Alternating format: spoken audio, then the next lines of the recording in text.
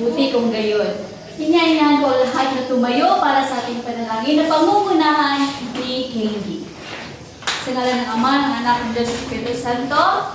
Amen. Ngayon naman ay tumungo naman tayo sa ating pampasila. Alam niyo ba yung kanta, ako ay may ulo na aking ginagalaw? Ayan, mabuti at alam ninyo. Kaya atin itong awitin ng sabay-sabay. Ako ay may ulo na aking ginagalaw, aking ginagalaw, aking ginagalaw. Ako ay may ulo na aking ginagalaw. Salamat sa may kapal. Ako ay may paa na aking ginagalaw, aking ginagalaw, aking ginagalaw. Ako ay may paa na aking ginagalaw. Salamat sa may kapal. Ngayon, maaari na kayong umupo at siguraduhin na maayos ang inyong mga upuan at pagkipulot ang mga basura inyong makikita sa floor. Ngayon, ay sino ba dito ang liban? Meron ba? Mabuti kung gayon, walang liban. Palakpakan naman natin ang ating sarili sapagkat tayo ay narito ngayon. Ngayon, bago tayo dumako sa ating aralin ngayong araw, ipapaalala ko muna sa inyo ang ating silid-aralan ng mga alituntunin. Una, pagkibasa. Yes, galpo. Humingi dapat ng pahintulot bago magsalita o lumabas. Pangalawa, Rona. Aktibong makilahok sa klase. Pangatlo, ukay. Dapat larong respeto tayo sa ating guro at sa ating kapwa. At ang panghuli, kadyente, tayo ay tumulong na mapanatili ang kalinisan at kaayusan ng ating classroom. Magaling! Gayon, bago tayo dumako sa ating paksa ngayong araw na ito sa bagong aralin natin, maipapakita muna ako sa inyong video. Pero bago yan, sino ba dito ang nakaalala ng ating paksa, ang ating aralin sa nakaraang araw? Jamaica?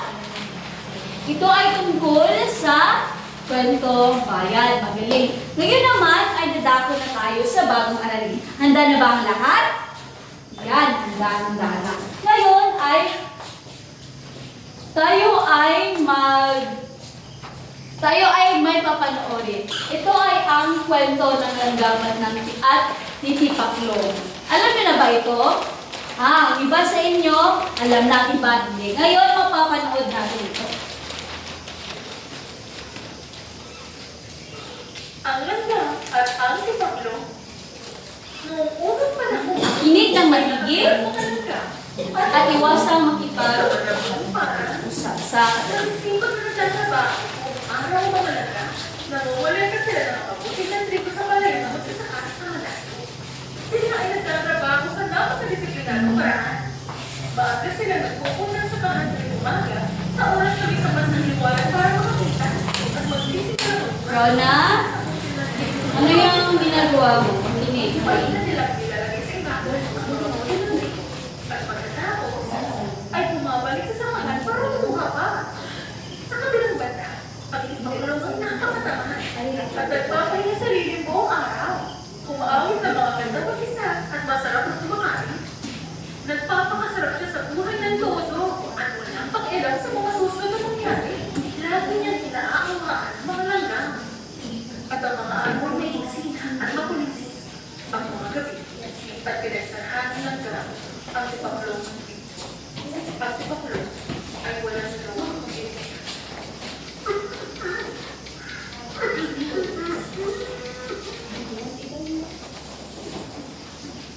Ngayon, sa inyong nakita, ano nga ba ang nais ipahiwatig ng kwento? Galpo?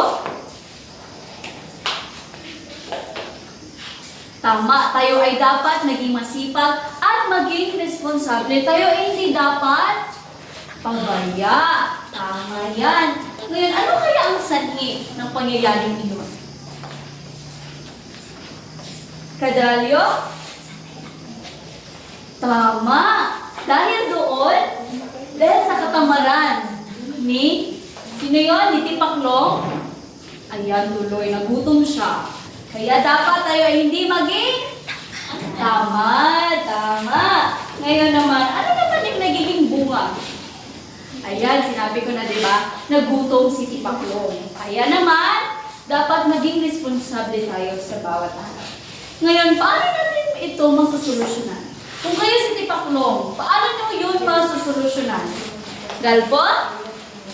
Tama. Dapat maging maingat, maging masipag, at maging responsable sa lahat ng bagay. Ngayon naman, ay ating aalamin kung ano nga ba ang ating pag-uusapan, ano nga ba ang ating aralin sa araw na ito. Batay sa ating ginawang aktibidad, sa ating napanood, sa tingin ninyo, ano nga ba ang magiging aralin natin dito? Estimoso? Magaling! Tayo ay mag-uusap patungkol sa... Ano nga ulit yun? Pag-uusapan natin ang tungkol sa sanhi at bunga. Ngayon, ating alamin kung ano nga ba ang sanhi at bunga. Tayo ay magsisimula muna sa ating layunin bago ang lahat. Pakibasa, Candy? Alright. So ngayon ay ating matutukoy or inyong matutukoy ang sanhi at bunga sa bawat pangungusap sitwasyon. Kayo ay makakabuo ng sariling pangungusap na nagpapakita ng sanhi at bunga at inyong maipapakita ang pagkakaisa at aktibong pakikipaglalahok sa talakayan at sa pangkatang luha. Maliwanag ba?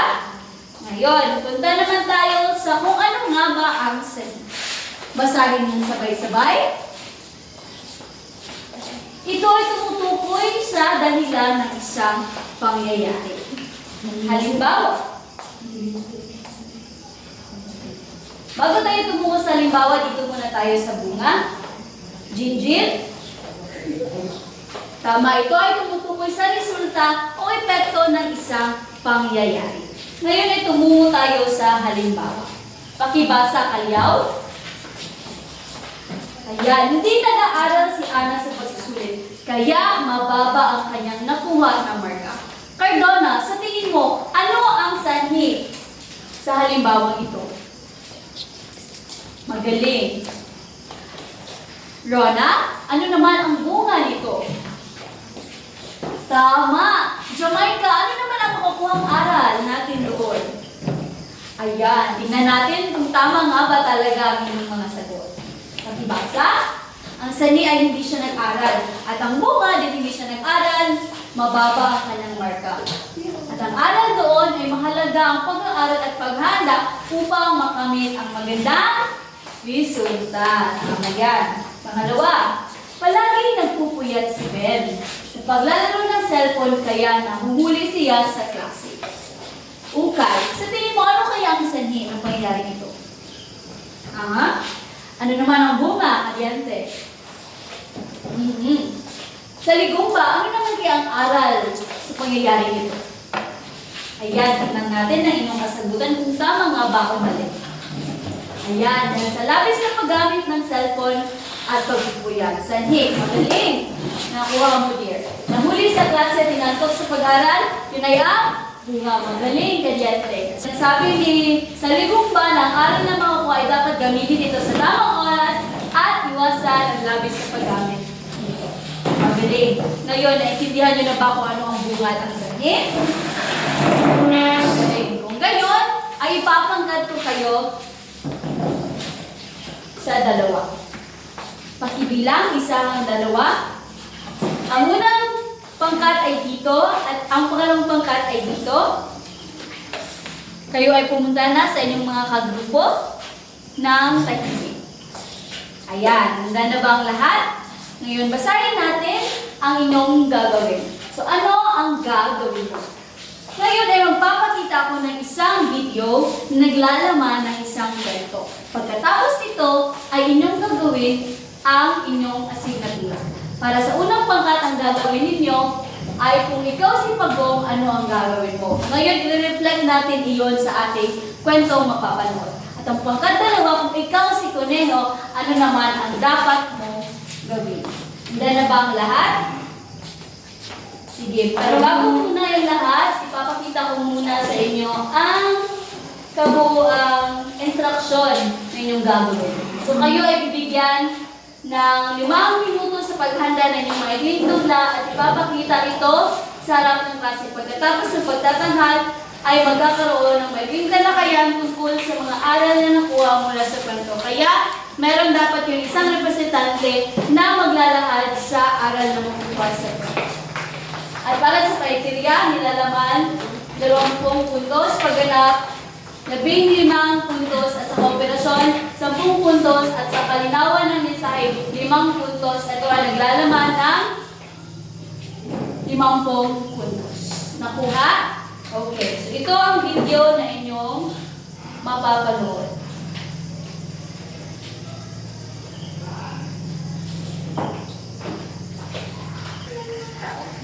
Isang pagong na babagal na nagtalakan sa pag-ibig.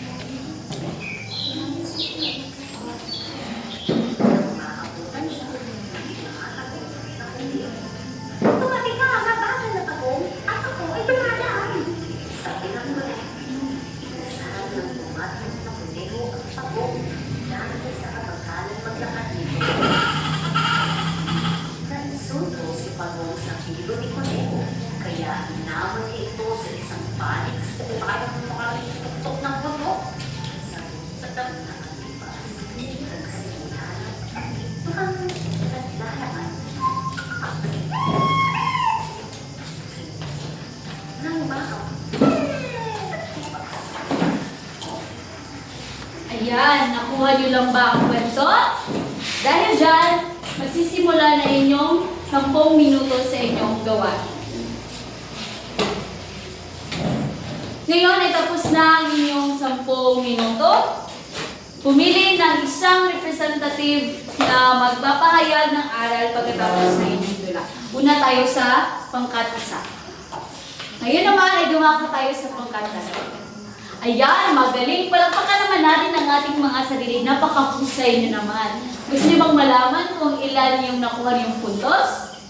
Dahil ang bawat grupo ay magaling, siyempre lahat ay nakakuha ng 50 puntos. Palakpakan naman natin ang ating mga sarili.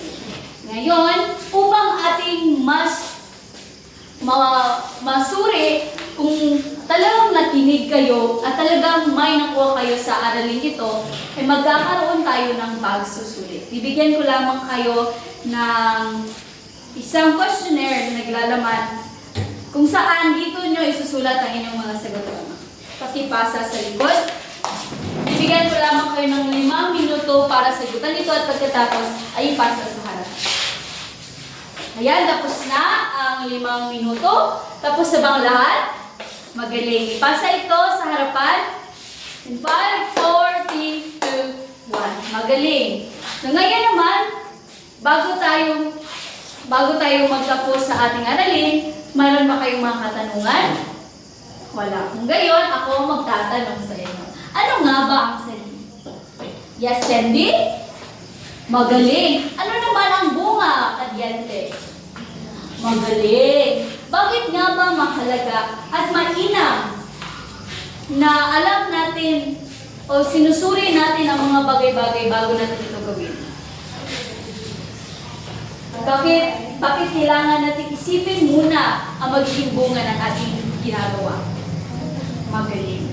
Kaya naman, ating panghawakan ang mga aral na ating mapupulot sa bawat araw at palaging pag-isipan kung ano ang magiging kahintulutan ng ating mga ginagawa.